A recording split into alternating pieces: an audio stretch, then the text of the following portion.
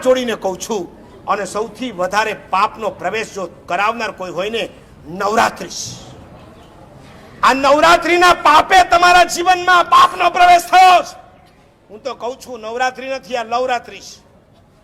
નવરાત્રિ હોય, 9 દિવસના કપડા જુદા, 9 દિવસનો મેકઅપ જુદો, 9 દિવસના શોખ જુદા જુદા. મને ખાનપુરના એક ડોક્ટરે કીધું હતું, મારા સાહેબ, નવરાત્રિ પછીના 3 મહિને મારે ત્યાં એબોર્શન કરાવવા માટે લાઈન લાગતી હોય. લાઈન. જૈનોની છોકરીઓ હોય.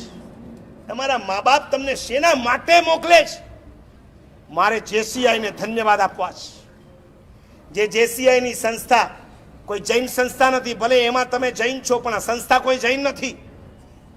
આગ્રહ હું ન રાખી શકું, છતાં મેં ગયા ચૈત્ર સુદ 13ના દિવસે જ્યારે સમૂહ સામાયિકની અંદર હું આવ્યો હતો, અને એ વખતે મને સમાચાર મળ્યા કે જેસીઆઈ નવરાત્રિ રમાડે છે.